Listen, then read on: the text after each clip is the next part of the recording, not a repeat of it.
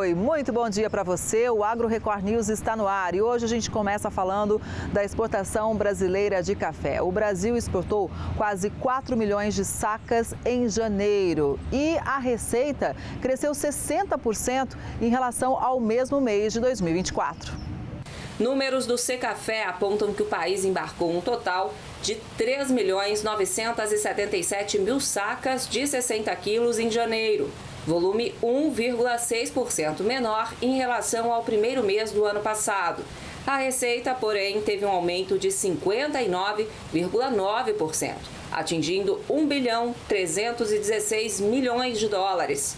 A variedade mais exportada foi o arábica, com 3.278.000 sacas, representando 82% do volume embarcado, registrando uma pequena queda em relação a janeiro de 2024. Os cafés canéforas, Conilon mais robusta, representaram 8,3% das exportações totais. Para os países, nós destacamos aqui os Estados Unidos na primeira posição do ranking dos 10 maiores, cresceu 3%. Alemanha na segunda posição, Itália na terceira, Japão volta a crescer 15%, um país que tinha demonstrado queda nos últimos tempos, Bélgica na quinta posição. Aí da sexta para a décima nós temos Turquia e Espanha, ambas crescendo praticamente 100%. Aparece a China na oitava posição, depois Países Baixos e Rússia na décima posição, crescendo 73%. É importante também destacar os cafés diferenciados do Brasil. Atingimos pouco mais de 1 milhão de sacas em janeiro, que são cafés com qualidade superior, selos e normas de boas práticas, de sustentabilidade, de certificações nessa área. É um número muito expressivo, que em valores, com preço médio mais alto de $336 por saca, atingiu 30% de todas as exportações do Brasil. Então, é o Brasil agregando valor por meio da qualidade e da sustentabilidade. E o Brasil é o país que mais transfere o preço FOB exportação ao produtor, como renda sustentável ao produtor. Agregar valor significa sustentabilidade para todos os cafeicultores brasileiros. E no ano safra, que é importante ainda destacar, que começou em julho de 2024 e vai até junho de 2025, portanto é parcial, julho até janeiro de 2025, nós já exportamos 30,15 milhões de sacos, um crescimento de 11%. 8,5 bilhões de dólares, crescendo 60%, com destaque em todas as qualidades. Ou seja, nós caminhamos para a conclusão do ano safra muito positivo para o Brasil, para os nossos cafeicultores e para a imagem dos cafés do Brasil no mundo todo.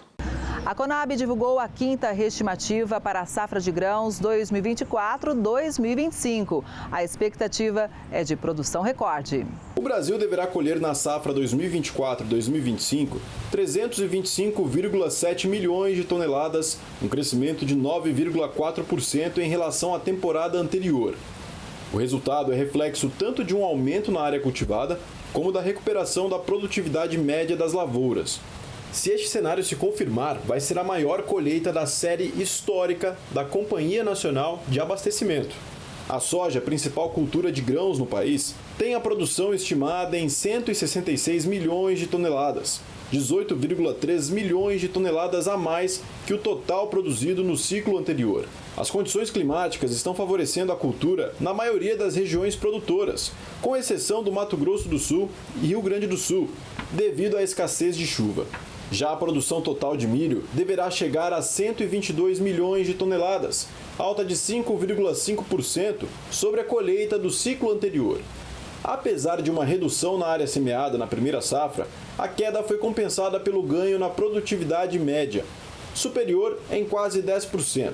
Para a segunda safra do milho, a semeadura já foi realizada em quase 19% da área e o crescimento estimado é de pouco mais de 6%. O feijão também deve colher um volume maior, chegando a 3,3 milhões de toneladas. Para o arroz, a expectativa é de alta de 11,4% em relação à safra anterior e deve atingir 11,8 milhões de toneladas. Para o algodão, a estimativa é que a produção de pluma chegue a 3,8 milhões de toneladas, um novo recorde para a cultura. Entre as culturas de inverno, o trigo, principal produto cultivado, tem a previsão de 9,1 milhões de toneladas. Paraná e Rio Grande do Sul são responsáveis por 80% da produção do país. O ministro do Desenvolvimento Agrário e Agricultura Familiar falou sobre o programa Desenrola Rural e você confere agora. O programa deve atender mais de 940 mil pequenos produtores e assentados da reforma agrária. A dívida soma mais de 19 bilhões e meio de reais. Vão ser contemplados débitos em atraso de mais de um ano, inclusive os inscritos na dívida ativa da União, e os lançados em prejuízos dos fundos constitucionais de financiamento do Pronaf, do crédito fundiário e do crédito de instalação. O objetivo do programa é regularizar as dívidas de agricultores familiares e facilitar o acesso nos créditos. Os descontos para liquidar o débito variam de 40% até 90%, dependendo do valor devido e da modalidade da dívida. O prazo para pagamento da renegociação vai de 3 a 10 anos. O Ministério do Desenvolvimento Agrário informou que 69% das dívidas que poderão ser negociadas são de até R$10 mil. E o prazo para aderir ao programa vai até o final do ano. O governo de São Paulo anunciou um pacote de medidas para fortalecer o agronegócio no estado. O evento aconteceu no Palácio dos Bandeirantes, em São Paulo, e contou com a participação do governador Tarcísio de Freitas, do secretário estadual de Agricultura e Abastecimento Guilherme Piai, além de outras autoridades do setor e parlamentares. As medidas anunciadas têm como objetivo dar apoio a municípios e fortalecer o setor do agronegócio paulista. Nosso agro tem força porque as pessoas que fazem o nosso agro têm força. É interessante o seguinte, parece que as pessoas às vezes têm raiva do agronegócio ou da prosperidade que o agronegócio traz. Mas as pessoas se esquecem as razões da prosperidade.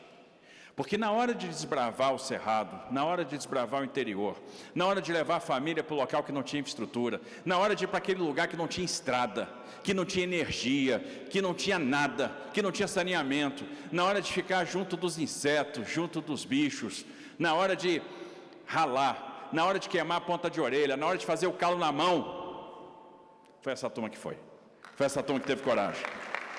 Entre os anúncios feitos estão a renovação de benefícios fiscais do ICMS voltados para diferentes setores do agronegócio, o investimento de R$16 milhões para o programa Patrulha Rural, feito com 54 municípios, a criação do novo programa de estradas, pontes e sinalização rural, com investimento de R$145 milhões e a entrega de títulos rurais para 2 comunidades quilombolas do Vale do Ribeira. A campanha Nosso Agro Tem Força é voltada à divulgação das políticas públicas da gestão paulista para apoio aos pequenos, médios e grandes produtores rurais do interior e litoral. O secretário Guilherme Piai ressaltou a importância das medidas anunciadas e comentou como o pacote pode fortalecer o setor. Esse gesto do governador de renovar todos os benefícios da cadeia mostra o quanto ele valoriza o agro de São Paulo, que se tornou o maior exportador do Brasil. 20% das exportações aproximadamente em janeiro do agro do Brasil vieram de São Paulo. Nós anunciamos mais de R$200 milhões para a logística rural. São Paulo tem 175 mil quilômetros de estradas rurais. A gente tem que valorizar, porque muitos produtores dependem dessa estrada para escoar mercadoria, para levar o filho na escola. Então isso é muito importante. Nós entregamos títulos de regularização fundiária. Título não é um pedaço de papel, é CEP, é sonho, é dignidade, é valorização da propriedade. Piai também falou sobre a expectativa para 2025. Ele acredita que este será um ano positivo para o agronegócio paulista. De São Paulo, responsabilidade fiscal, valorização, seguro rural, crédito, segurança jurídica, entrega de títulos e também a maior regularização ambiental da história de São Paulo. Nós já validamos mais de 100 mil CARs, que é o Cadastro Ambiental Rural, vão bater 200 mil esse ano, é mais que o Brasil inteiro em conjunto.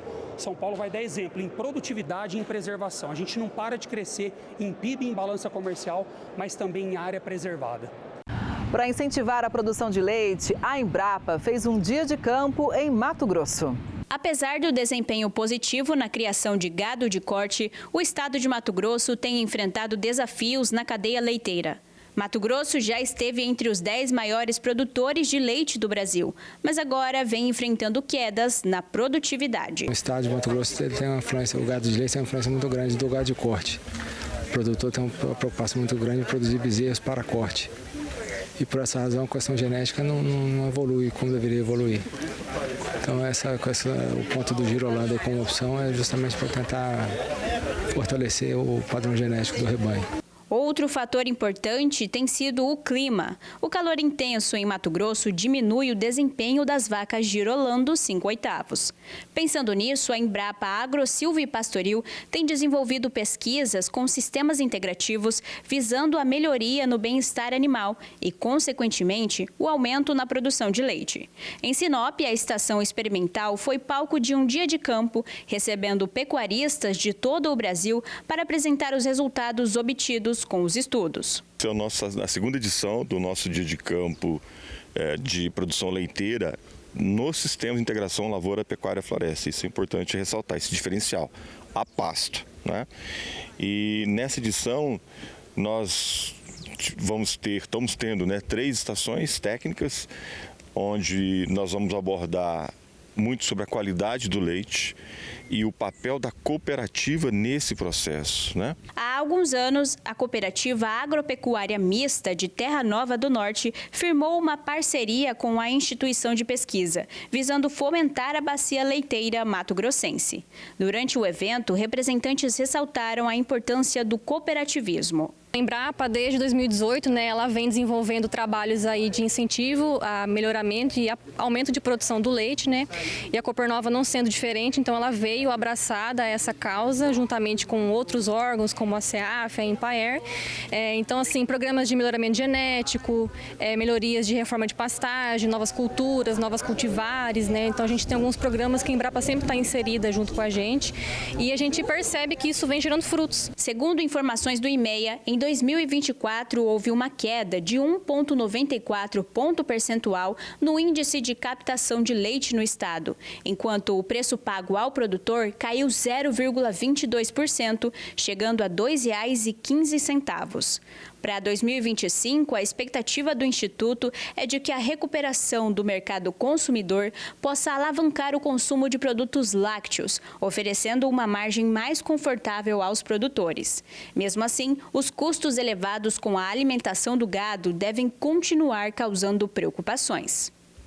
A produção de abacate na região de Uberlândia, Minas Gerais, despencou em 2024 e o motivo foi o calor. Na fazenda do seu Enísio, a estratégia é diversificar as variedades. Na fazenda do seu Enísio, são mais de 600 pés de uma fruta rica em nutrientes e versátil na culinária. O cultivo do abacate é totalmente artesanal. E este produtor, apaixonado pela arte de produzir, acompanha de perto todos os processos. A colheita é feita com um coador, um colchão e uma escada. Essa técnica aqui eu acho que é a mais antiga que existe, para a colheita do abacate. Aqui a gente vai com o coador no normal, colhendo embaixo em volta na saia dos pés. Aí dá uma certa altura que tem que partir para a escada e o coador também. E é onde entra o colchão para poder não amassar as frutas na hora que elas vão para o chão. O abacate é considerado um forte aliado de quem busca uma alimentação mais saudável. É uma fruta tradicional, no nosso país, Embora assim, a gente tenha as origens dela no México, nas Antilhas, na Guatemala também, Mas é uma fruta que caiu bem no gosto do brasileiro, Então já é uma fruta tradicional e o brasileiro gosta muito. Mas está cada vez mais cara e mais difícil de ser encontrada. A produção de abacate caiu em 2024 e as expectativas não são boas para a próxima colheita. O principal problema está ligado à condição climática. Os especialistas acreditam que as altas temperaturas dificultaram a produção e acabaram causando um efeito na produtividade, trazendo uma série de problemas para os produtores. A produção esse ano caiu muito, principalmente de março para até no final do ano, vai ser muito pouca, devido ao clima que a gente passou esse ano passado, 2024. E ver o que dá aí para aproveitar até no final do ano. Aqui na variedade aqui de geada, perder muito fruto devido a muita umidade, mesmo que pulverizando, mas que acabou que pegou algum tipo de doença na fruta, pinta, essas coisas aí, atrapalha até o mercado. O seu Enísio trabalha com 8 variedades na fazenda. Para mim são todas boas, desde que tenha produção. E só que tem umas variedades que é melhor de vender, O mercado aceita mais. Essa que está colhendo agora é o geada, o pessoal não gosta tanto dele, mas que na falta dos outros tem que levar ele, né? Uma das técnicas para driblar a queda da produtividade é justamente essa: diversificar as variedades. Porque aí ele pode ter uma produção durante o ano, né? E cada um tem as suas especificações com relação ao clima, né? E outra coisa é, ao fazer a implantação da lavoura, procurar uma orientação técnica, né? Já que a gente está trabalhando com fruticultura, que é perene, né? Então você já tem que começar certo desde o início, né? Fazendo análise de solo, escolhendo bem as mudas, né? Para que tenha sucesso na sua lavoura. As mudas plantadas na fazenda são trazidas de São Paulo. Seu Enísio faz a correção do solo e conta com um sistema de irrigação. Tanto a chuva quanto a seca impactam a produção. No ano passado, as ondas de calor e a baixa umidade criaram condições desfavoráveis. Já com a chegada das fortes chuvas, as preocupações ainda permanecem. Perca de florada, né? Devido à falta de umidade na época. E agora, perca com fruta devido à alta umidade, excesso de chuva consequente, né? O Enísio também faz parte do PENAI e vende parte da produção para as escolas. Além disso, mesmo com a queda na produtividade, o carregamento sai 2 vezes na semana com destino à Ceasa, a central de abastecimento de Uberlândia, que reúne os produtores e os compradores. O Brasil é um dos maiores produtores de abacate do mundo, com destaque para São Paulo, Minas Gerais e Paraná. Em 2023, o Brasil produziu cerca de 415 mil toneladas de abacate. A produção cresceu 8,5% em 2023, mas registrou uma queda significativa em 2024 por conta dos fatores climáticos. Uma caixa que geralmente custava R$ 120 na Ceasa chegou a custar R$ 400. Apesar do cenário desafiador, a expectativa é de que no próximo ano o mercado reaja e aumente a produção. Eu só tenho que agradecer e não troco minha vida aqui por outra, não. Imagina trocar a oficina mecânica pelo trabalho no campo. Foi o que fez uma produtora rural de Sorriso, em Mato Grosso. E a estratégia deu certo.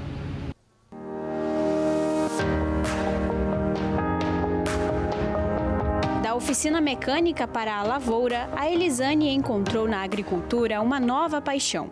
Há cerca de 6 anos, ela decidiu mudar de vida e empreender na chácara Raio do Sol, localizada a cerca de 12 quilômetros da cidade de Sorriso, no norte de Mato Grosso. Ela conta como foram os primeiros passos dessa mudança. O ramo da oficina mecânica, o centro automotivo, também já era um ramo que eu gostava muito, tenho paixão por esse mundo de carros, né? Mas por ter uma pequena propriedade, onde foi adquirida só para lazer, eu comecei a enxergar ela com outros olhos e ver que eu podia transformar essa pequena propriedade em uma propriedade rentável. E graças a Deus estamos aqui e está dando super certo.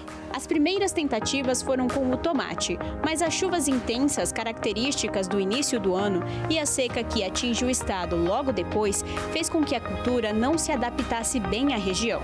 Mas ela não desistiu e migrou para a produção de pimentões verdes, que teve uma adaptação melhor e se tornou o carro-chefe da propriedade. Não deu certo a primeira vez, a segunda vez eu optei por pimentão colorido, aonde eu vi que ele não ia ser tão rentável igual parecia pelo tamanho do investimento que foi feito, né? E aí também foi abortada a missão, aonde depois disso foi feito para o pimentão verde. E graças a Deus hoje é o nosso carro-chefe aqui. Nos meses de seca, uma outra cultura se torna destaque, o melão amarelo, que chega a uma produção de 45 toneladas por safra. Na época da chuva nós conseguimos produzir dentro da estufa, né? Por ser fechado. E na época da seca, a gente entra com o melão amarelo, que é, vamos dizer, a nossa safra, né? E nesse período a gente rotaciona a terra, né, no caso, para preparar a terra para receber o melão na época da seca. E ela não para por aí. Em 6 hectares, a produtora consegue colher mais de 1.000 quilos de pimentões por semana, que são distribuídos em mercados e escolas da região para a merenda escolar. Desde quando eu desenhei o meu negócio, eu desenhei também quem que eu queria atender. E sempre desde do início foi atender os grandes supermercados, né? Eu queria investir para vender em grande volume e o meu foco sempre foi atender o supermercado e a merenda escolar. Então, assim, eu queria implantar aqui tecnologia, queria produzir um produto de qualidade que era para conseguir atender esse supermercado, no caso, local.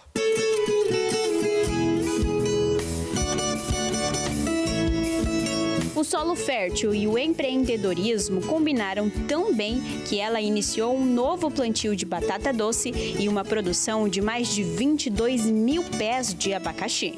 É visão de mercado, né? É você olhar, acreditar num projeto que você desenha, correr atrás de informações e iniciar. E ter força para iniciar, reiniciar, tanto com problemas que nós temos aqui também, né? Que nem sempre é só flores, né? Mas assim, vale a pena. Eu sempre gostei de empreender e é isso. É não desistir. É não desistir.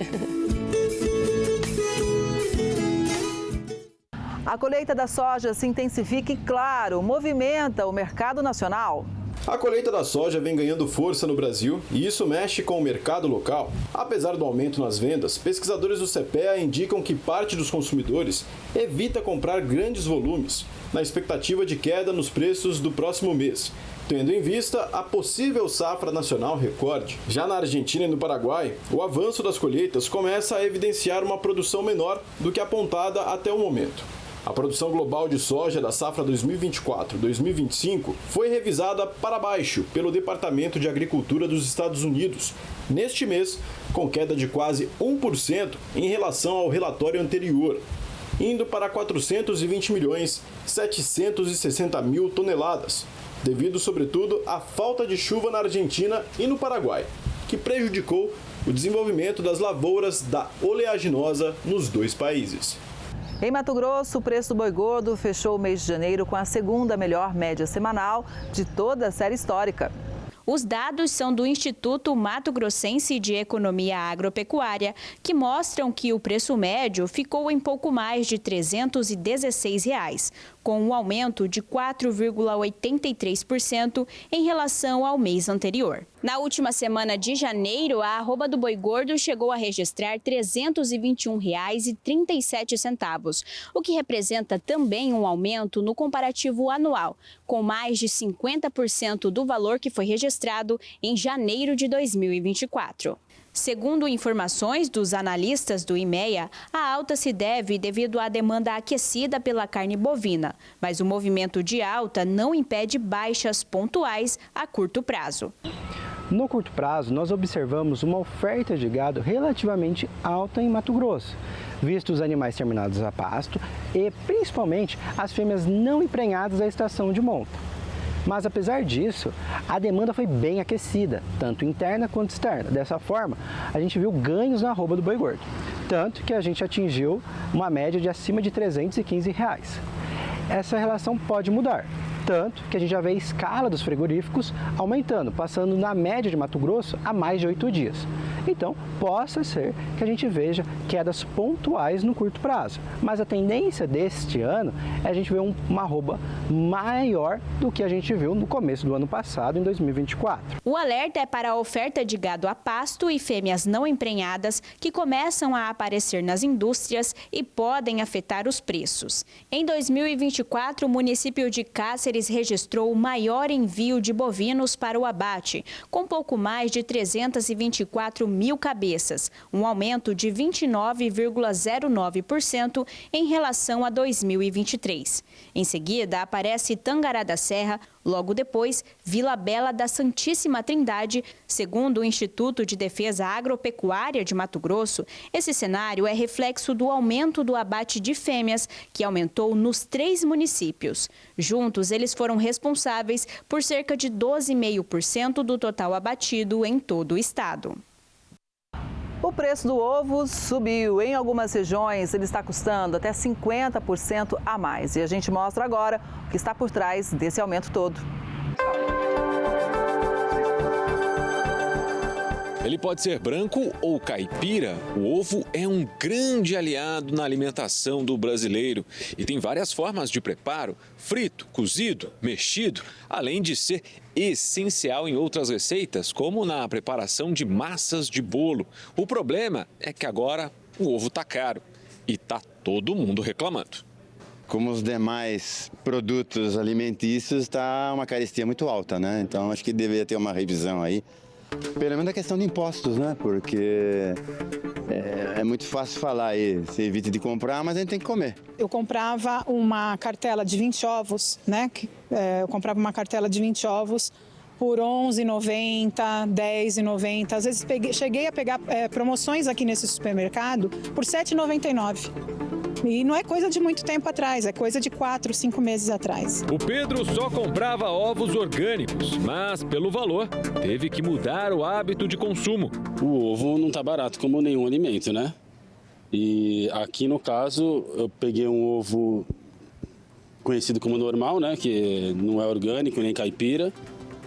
E achei que R$20, 20 ovos de uma qualidade que não tão boa quanto ao que eu costumo comprar, que são os orgânicos, mas hoje, como não tinha orgânico, eu comprei o normal mesmo. Uma pesquisa revela que o preço do ovo em alguns lugares teve um aumento de até 50%. Neste mercado na Lapa, na zona oeste de São Paulo, a caixa com 30 ovos já beira os R$30. Alguns fatores explicam essa alta nos preços.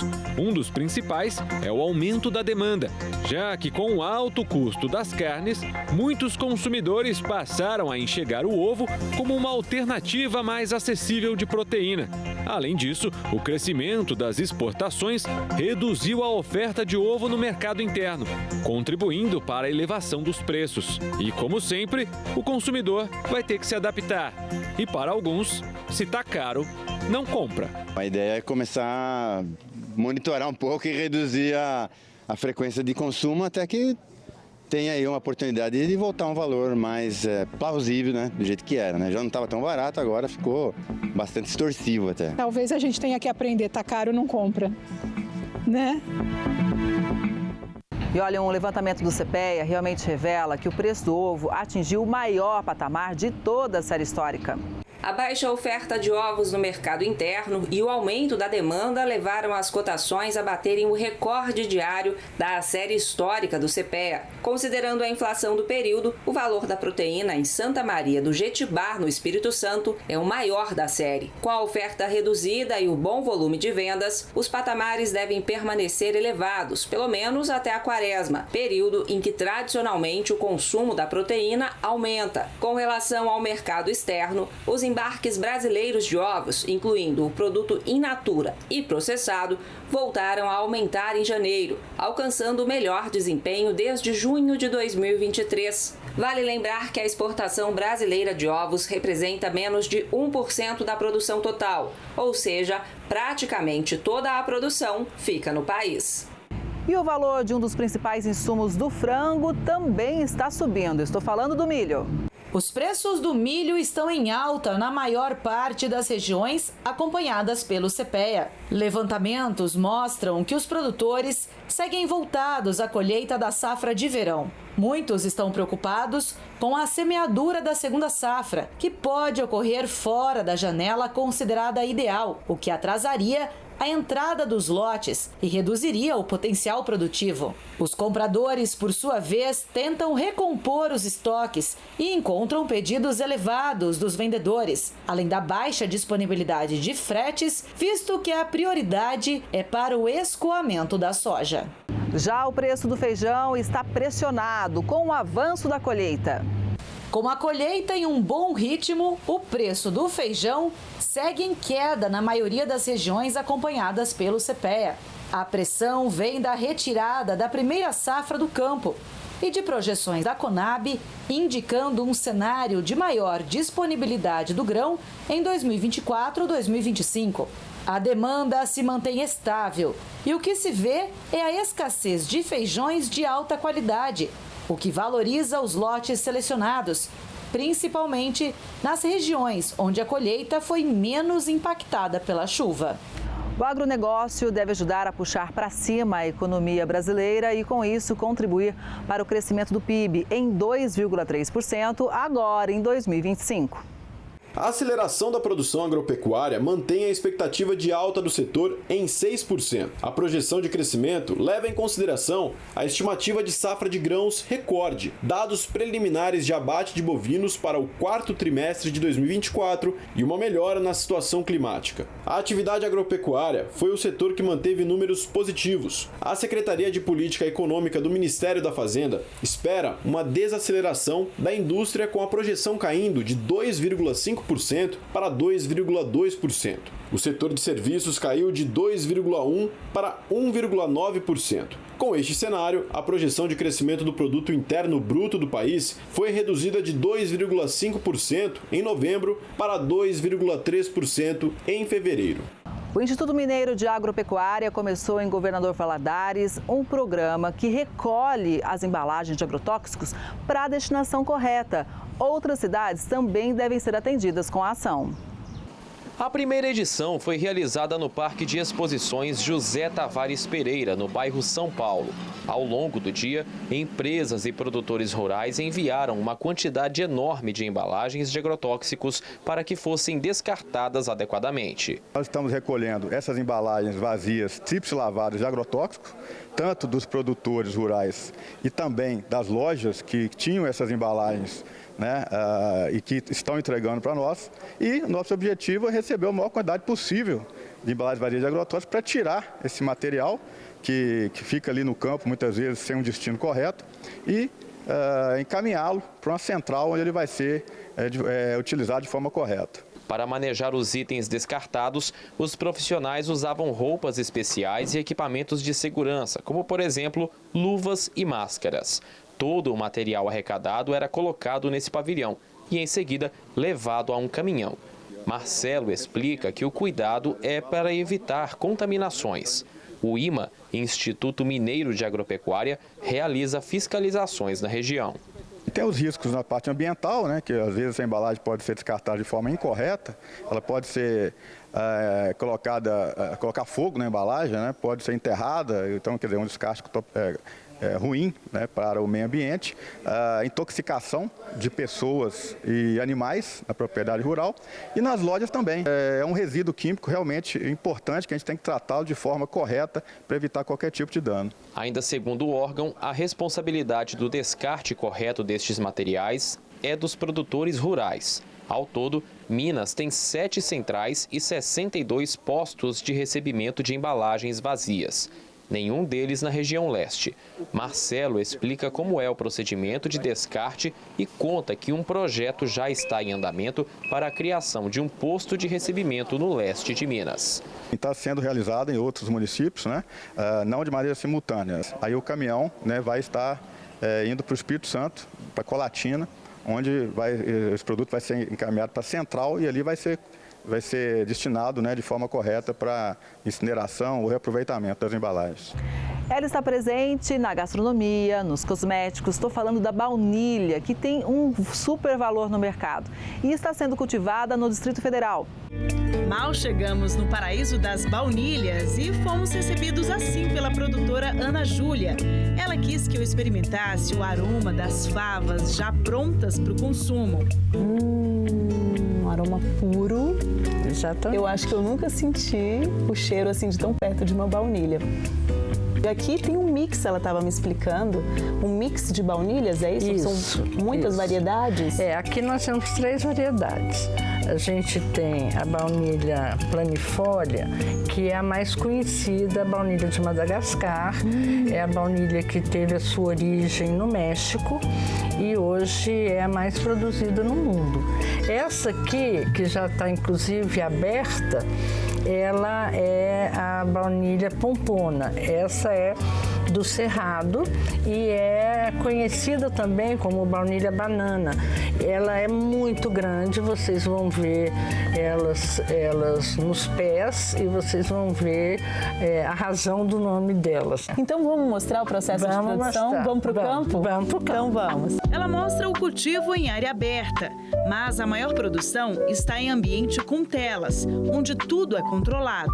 Aqui tudo é maravilhoso, né? Nós temos mais de 1000 plantas em vários estágios de crescimento. Ana Júlia é pioneira no cultivo em escala comercial aqui no DF. Ela começou em 2019 e agora, por ano, produz cerca de 15 quilos da especiaria já curada, que é quando ela está pronta para venda. Cada quilo custa, em média, R$5.000. A especiaria é uma das mais valiosas do mundo. A baunilha é uma espécie de orquídea, a única que dá frutos. No pé, ela fica assim, verdinha, parecendo uma vagem. Para manter as plantas sempre bonitas e saudáveis, Ana Júlia recebe o apoio da Emater. Carlos faz visitas periódicas à propriedade para dar orientações em todas as etapas de produção. Uma produção relativamente demorada. Só para florescer a primeira vez são cerca de 3 anos. Carlos, essa é a variedade baiana, né? Isso. Quanto tempo demorou para chegar nesse ponto? Olha, do dia que essa planta emitiu flor e foi polinizada até o período de colheita vai 9 meses. Para chegar no fruto, é feita a polinização, tanto de forma natural, por meio de uma abelha, quanto a artificial, feita manualmente pelo agricultor ou agricultora, que garante uma maior produtividade. E detalhe, a flor fica aberta apenas por um dia para a fertilização. Depois de 9 meses de polinizado, eu tenho um fruto. É como um parto. O técnico conta algo interessante. Em quase todas as produções de baunilha no Distrito Federal, é feito um manejo orgânico e as aranhas são aliadas. Ela é o inimigo natural de um dos maiores predadores que a gente tem, um dos maiores problemas que a gente tem hoje com baunilha, que é a lagarta. E a aranha consegue capturar as lagartas jovens. Elas não conseguem, as lagartas não conseguem danificar a planta, porque ainda está em desenvolvimento. Se deixar a lagarta crescer, numa noite uma lagarta adulta faz um estrago violento.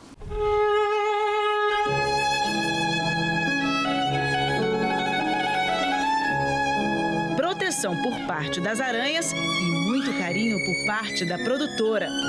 Eu converso e, em geral, a gente escuta junto música clássica enquanto eu estou trabalhando. Olha. E eu acho que elas gostam, porque estão lindas, né? Esse ano não me deram nenhum trabalho.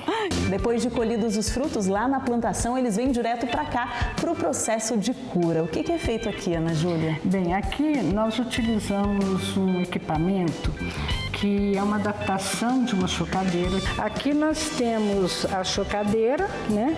E nós temos controle de umidade, que fica 50%, e a temperatura, que fica em torno de 46%. Aí, nesse processo, ela vai suar e vai esquentar. Com isso, ela vai fermentando e perdendo água, perdendo líquido. Não é uma desidratação, porque ela não seca. Gente, vou experimentar um leite saborizado com baunilha. Delicioso.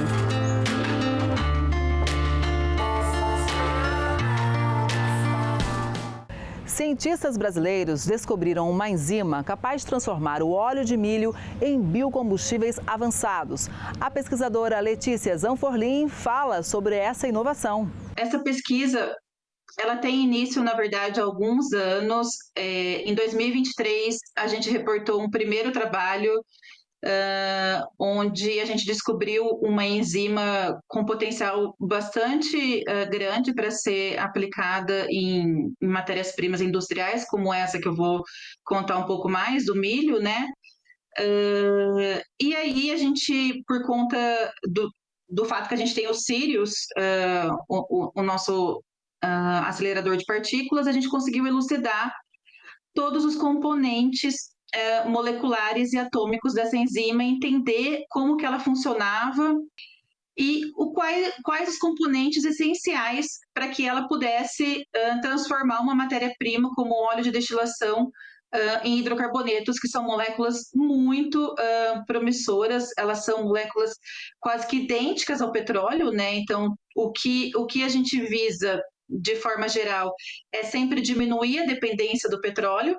E para conseguir diminuir a dependência do petróleo, a gente precisa produzir moléculas que sejam muito próximas àquelas que a gente encontra no petróleo, né? E agora, em 2025, a gente consegue, então, a partir desse trabalho de 2023, uma enzima que é totalmente compatível a esse óleo de destilação de milho, né? Então, esse trabalho vem para agregar muito valor a toda essa cadeia, né? Toda essa cadeia agro, que chega até nessa combinação de safra e safrinha, safra da soja e safrinha do milho. Você pode, a partir de uma cultura, que é o milho, produzir diferentes combustíveis. Você continua produzindo o etanol, que você já está lá produzindo, a sua usina ela já existe para isso, e aí você aproveita o óleo, que é um subproduto, para fazer um outro tipo de combustível, que vai atender um outro tipo de setor, né? Então, assim, é realmente uma oportunidade única que a gente tem aqui no nosso país. O setor de aviação está sendo cada vez mais cobrado, né, Kelly, para reduzir as emissões de CO2, né, de gases de efeito estufa, porque apesar de ser uma porcentagem baixa, são emissões que acontecem em altitudes bem mais próximas, né, da atmosfera, então são emissões mais danosas, né? E aí o setor de aviação ele vem sendo muito cobrado para trabalhar para essa redução acontecer. E a principal forma dessa redução acontecer é no combustível. E esse combustível renovável, né, que a gente pretende produzir, ele precisa ser muito similar ao combustível fóssil, porque não vai existir uma troca de todas as aeronaves, de toda a infraestrutura que já funciona muito bem para o combustível fóssil, né? Então é o que a gente chama de combustível drop-in. A gente vai precisar produzir um combustível que seja muito parecido, muito similar com esse fóssil que já é utilizado. Ainda mais para a aviação, que é um setor global, né, a gente chama assim. Hoje você pega um avião aqui no Brasil, esse avião pousa, sei lá na Europa, que daí já decola de novo e vai para o Japão. Então, esse combustível ele tem que ser compatível com todas as regras e leis, né, desses países e com toda a infraestrutura que existe globalmente. Aqui no Brasil, a gente tem dois fatores que a gente não encontra em outros países, que é a disponibilidade de biomassas. A gente tem diferentes culturas, a gente tem cana-de-açúcar, soja, milho, algodão, canola, enfim, uma variedade gigante de culturas. E a gente tem, acoplado a isso, né, uma biodiversidade absurda. A biodiversidade do Brasil é conhecida como uma das maiores do mundo, então a gente tem que aproveitar mais desse conhecimento que está disponível aí para descobrir novos biocatalisadores, novas enzimas, novos micro-organismos. E aí essa combinação de disponibilidade de biomassa e uma biodiversidade tão abrangente e diversificada faz do Brasil um país único, né? Nenhum outro país tem essas duas componentes tão importantes. A expectativa é de safra recorde nas lavouras de soja e também em outras culturas na região sudoeste de Goiás. E o uso de pivôs de irrigação é um dos responsáveis por garantir a produtividade durante os meses de estiagem. O Alexandre é gerente de produção nesta fazenda em Turverlândia, na região sudoeste de Goiás. Ela tem uma área de 1.800 hectares. Nós estamos há 40 anos aqui no sudoeste goiano, produzindo soja, milho, algodão, tomate industrial e em paralelo com as operações da agricultura a gente tem também o confinamento, onde nós trabalhamos aí a engorda de animais em sistema de confinamento. 2024 foi um ano desafiador na fazenda. As condições climáticas não favoreceram e a produção foi abaixo do esperado. Agora, em 2025, o cenário mudou. Choveu bastante durante o período de germinação da soja. A expectativa na propriedade é de colher, em média, 85 sacos por hectare. Desse ano, nós já estamos com 10% da área colhida. e os números são muito positivos. Nós estimamos esse ano colher a safra recorde aí de todos esses 40 anos da fazenda. A adoção de tecnologia no campo também tem contribuído bastante para esses recordes. Um exemplo é o uso de pivôs de irrigação, que diminuem os impactos das mudanças climáticas na agricultura. A tecnologia de irrigação por pivô central, ela traz uma segurança para o produtor rural, para que em momentos adequados para a planta a gente consiga irrigar. No momento que a gente não vai ter uma chuva, o pivô central ele faz esse papel e garante a máxima produtividade para o cliente de acordo com a genética da planta e traz essa segurança de produtividade e rentabilidade para o cliente. Esta tecnologia foi adotada pelo Alexandre. Somente nesta fazenda do grupo são 14 pivôs espalhados por toda a plantação. A irrigação ela tem contribuído muito de amenizar as condições climáticas, e já há bastante tempo a gente tem os pivôs na fazenda, onde a gente trabalha parte das áreas de produção agrícola em sistema irrigado, e isso tem nos ajudado bastante a superar essas adversidades climáticas. Para facilitar o uso do pivô, ele é controlado remotamente, através do celular. Basta ter o aplicativo instalado no aparelho para acessá-lo de qualquer lugar do mundo. O sistema de pivô central ele é fixo numa área, certo? E a gente consegue fazer 360 graus, até 360 graus para poder fazer a irrigação. Nós temos outras tecnologias também de irrigação que consigo fazer em áreas verticalizadas, né? E eu consigo rebocar esse pivô levando ele para outras áreas. Com o sistema de irrigação, é possível desenvolver a produção por todo o ano, mesmo que não chova. Assim, os agricultores acostumados tradicionalmente a colher uma safra por ano apenas na época das chuvas, podem cultivar em diferentes períodos, podendo até colher na entre-safra. Para esse primeiro trimestre, né, onde a gente deve fechar agora até o final de fevereiro o plantio da segunda safra, né, que é milho e algodão. Então, tudo indica que esse ano nós devemos ter tanto na safra de verão, que foi 100% soja, quanto a segunda safra e a terceira no irrigado, a gente deve ter bons números aí em relação superando muito as expectativas aí do que foi nas últimas safras. Uma fazenda em João Pinheiro, Minas Gerais, que há muito tempo cultiva a paixão pela pecuária, aposta no melhoramento genético para garantir uma maior qualidade do leite. A seleção do rebanho tem feito com que essa propriedade mineira se destaque na produção de leite.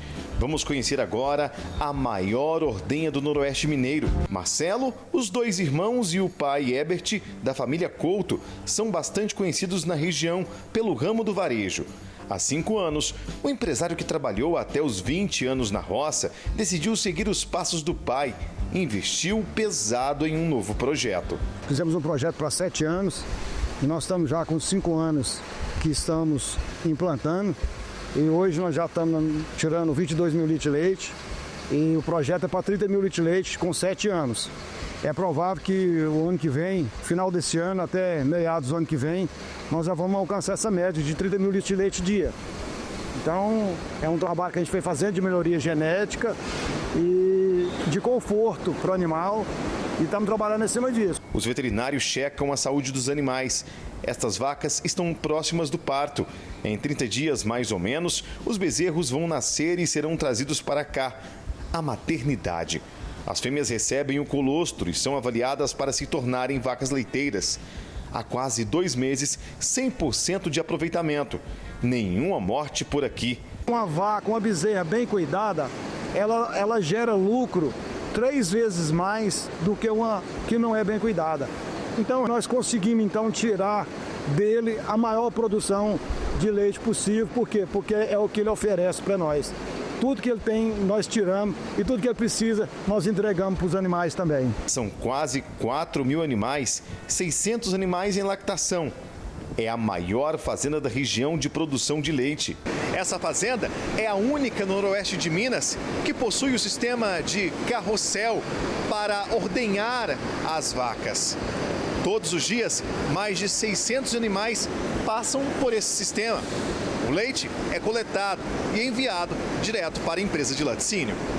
As outras ordenhas têm uma eficiência um pouco menor que a carrossel. E quanto maior velocidade, eficiência na tirada do leite, mais tempo as vacas ficam no barracão para serem administrados os manejos com alimentação, com banhos e também com o descanso dos animais, que é muito importante para a produção de leite, né? A filosofia aqui é pensar no futuro sempre. Até 2027, a produção deve chegar aos 30 mil litros de leite. O projeto é para 3 barracões, né? O primeiro foi feito há 4 anos, esse segundo foi feito o ano passado, de 2024, e tem o projeto de mais um barracão para o ano que vem. E como o trabalho nas propriedades rurais ganha destaque para quem cuida do meio ambiente, aqui não é diferente. A prova está no fornecimento de energia por meio destas placas fotovoltaicas. A fazenda também venceu prêmios importantes sobre a qualidade do leite. Nesta sala, os troféus dividem espaço com outros prêmios de melhor vaca, fruto do melhoramento genético. Nós somos premiados como o melhor expositor nas exposições que a gente anda e o melhor criador, que é de grande importância, né? Então, assim, as nossas vacas que nós criamos, nós expomos e somos reconhecidos por isso. Então, é uma alegria muito grande para a gente, o reconhecimento do nosso trabalho. A ideia do Herbert não é somente ser a maior fazenda da região, mas sim levar o legado do pai que o ensinou como produzir leite de qualidade. O menino, que aprendeu a ordenhar manualmente, hoje vê um investimento de milhões à vista. Um sonho que se tornou realidade. E o que nós estamos fazendo é a família. É a família junto e fazendo todo mundo junto. E é um trabalho assim gratificante, um trabalho que dá resultado, porque a gente trabalha junto, a família trabalha junto. E isso não tem nada melhor do que a alegria e a felicidade de estar junto. Ele une a família, ele une os filhos, ele une os netos em um objetivo comum. E isso, por ser vindo desde criança, a gente aprende a tomar gosto. A polinização artificial aumenta e muito a produtividade do maracujá. Veja agora como essa técnica pode ser usada. Ela sobe na flor de forma delicada e faz o trabalho eficiente. Armazena o néctar e leva o pólen até outra flor. Assim, a mamangava, espécie de abelha, poliniza naturalmente.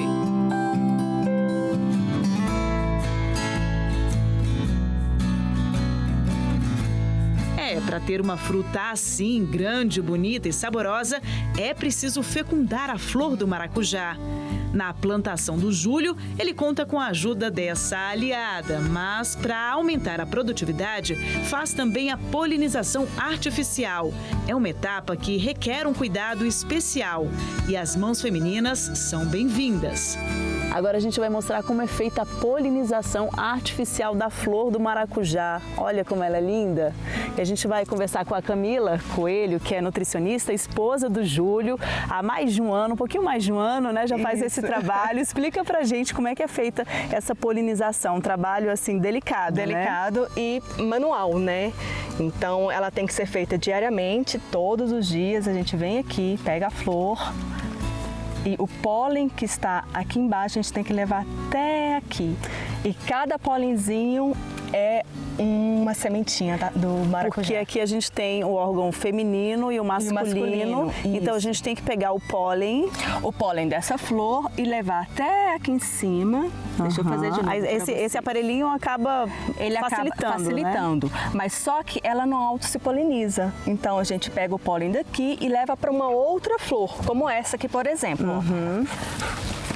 Tá vendo que a membrana tá a mais aqui acima? Aí a gente tem que trazer ela até aqui em cima também. Se o produtor não tiver esse equipamento, ele pode fazer a polinização também só com a mão? Só com a mão, pode sim. Como é que vem é aqui o mesmo processo. Ele traz o pólen aqui para cima. E sua mão fica cheia. Aí fica cheia de pólen. E aí passa. E aí acaba passando para outra flor. Eu também quis participar dessa etapa tão importante na produção. Júlio, pode me contratar. A gente está precisando de mão de obra. Aí, tá vendo? Ó, dependendo da diária, eu venho, hein?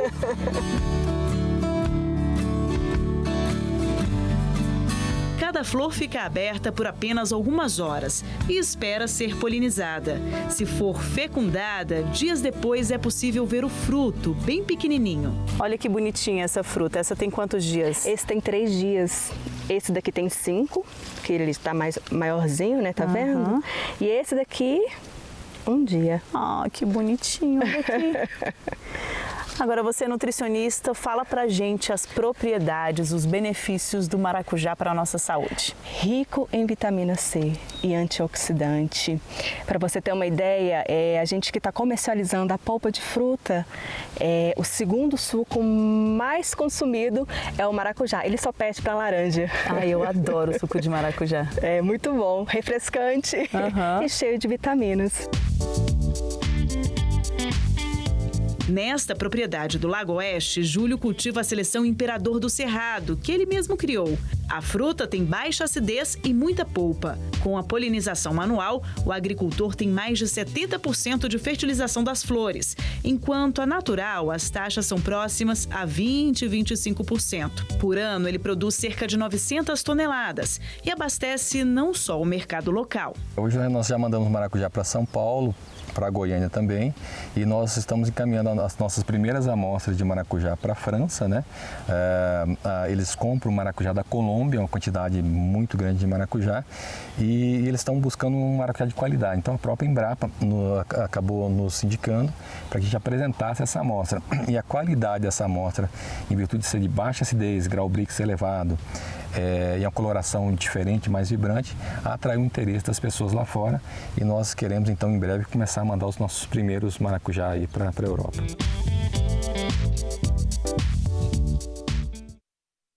Essa edição do Agro Record News fica por aqui. Obrigada pela sua audiência. A gente se vê no próximo programa. Até lá!